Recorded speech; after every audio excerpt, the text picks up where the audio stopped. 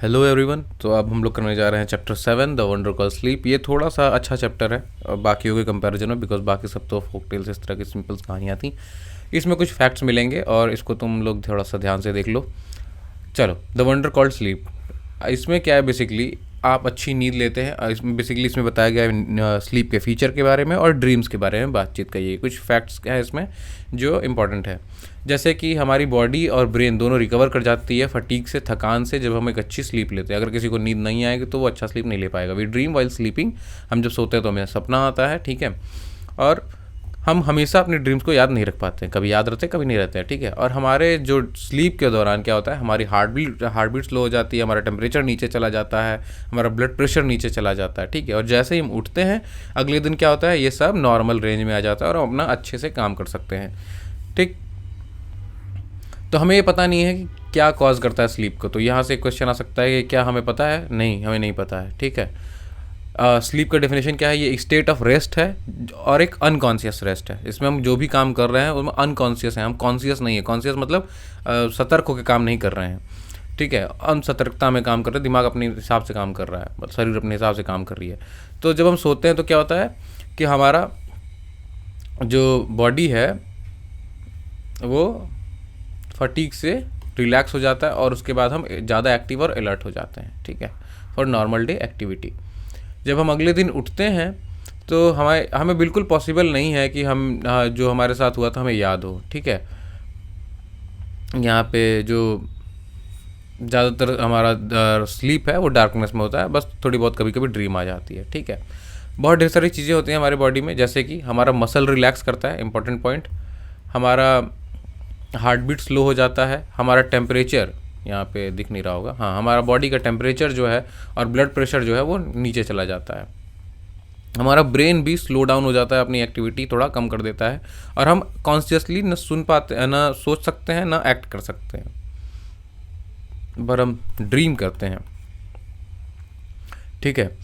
जब हम उठते हैं तो हमारा टेम्परेचर और ब्लड प्रेशर दोनों नॉर्मल हो जाता है, हमारी हार्ट बीट और ब्रीदिंग भी नॉर्मल हो जाती है। और जो भी हमारे साथ हुआ रहता है, हम सब रात को जो भी हुआ ड्रीम्स वीम सब भूल जाते हैं, कभी कभी थोड़ा बहुत याद रह जाता है, ठीक। आगे चलो, अब ड्रीम के बारे में बात कर रहे हैं। यहाँ पे दो चीज़ें हैं अब ड्रीम के बारे में कि देखो, ड्रीम्स जो हैं प्रोबेबल हो सकते हैं, ठीक है। जैसे अब दिन भर आप पढ़ाई कर रहे हो मैथ्स के बारे में, रात को आपको मैथ्स का ही सपना आ रहा है, प्रोबेबल हो सकता है, बट सर्टेन नहीं हो सकता है, ठीक। और dreams could not happen when we are awake. बिल्कुल नहीं हो सकता भाई, सब दिन में सपने कौन देख सकता है, और सोओगे तभी तो सपने देखोगे। और ड्रीम जो है बहुत इंपॉर्टेंट है कुछ रीजंस की वजह से, जैसे कि हमें जो है सोने में मदद करता है नॉइज़ और डिस्टर्बेंस के थ्रू में।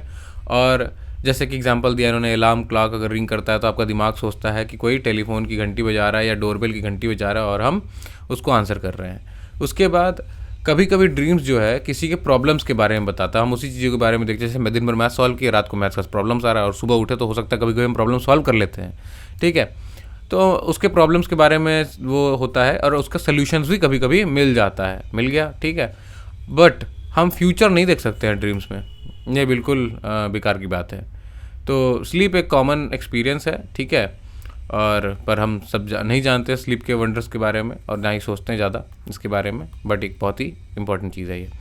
और एक पोएम लिखी गई है यहाँ पे, एक पोएम है लाइट्स आउट। इस पोएम को लिखा गया एडवर्ड थॉमस ने। एडवर्ड थॉमस एक वॉर पोएट है। पहले ये राइटर थे, फिर एक क्रिटिक बने, उसके बाद ये पोइट्री में आए। ये बेसिकली इनकी अगर आप लाइफ देखेंगे तो ये ज़्यादातर कंट्री साइड और वॉर के बारे में लिखा गया है, इन्होंने लिखा है। और इनकी इवन मौत भी 1917 में जो है अप्रॉक्स जो है वॉर में ही हुई थी, वो एक्टिव वॉर में थे। इनको टेड ह्यूज ने बोला था कि ये टेड ह्यूज, इसका नाम सुना होगा, टेड ह्यूज ने कहा है, टेड ह्यू ने कहा है कि ये हमारा the father of us all है, ये एक फादर ऑफ अस ऑल ये है, बस। तो इससे ज़्यादा जानने की ज़रूरत नहीं है, बस। तो I have come to the borders of sleep the unfathomable deep, मतलब इसको बहुत ही ज़्यादा ये कन्फ्यूजिंग है बेसिकली, जिसको एक्सप्लोर करने में डिफ़िकल्टी है। Forest where all must lose their way, however straight और वाइंडिंग, मतलब कैसा भी सीधा रास्ता हो, वाइंडिंग रास्ता हो, सब अपना रास्ता यहाँ जाकर खो ही देते हैं जैसे ही आप स्लीप में जाते हैं, ये ऐसा है। और बाद में वो चूज़ नहीं कर पाते कि वो सीधे रास्ते पे चलेंगे कि वाइंडिंग रास्ते पे, वो कहीं ना कहीं जाकर गुम हो जाएंगे उस रास्ते में।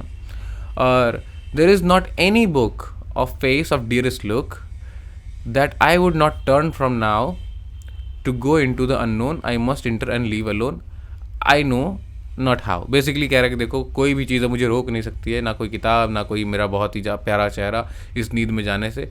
अब मैं तो जा रहा हूँ, अब मैं वहाँ से वापस नहीं आने वाला हूँ, मैं सोऊंगा और वहाँ पे मैं सबको छोड़ कर, सब कुछ छोड़ छाड़ के अंदर जाऊँगा और मुझे नहीं पता मैं ये कैसे करूँगा और मैं सो जाऊँगा। बेसिक बात यही है।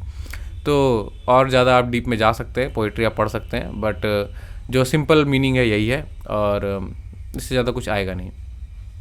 अब हम लोग मिलेंगे अगले वीडियो में। Till then bye bye.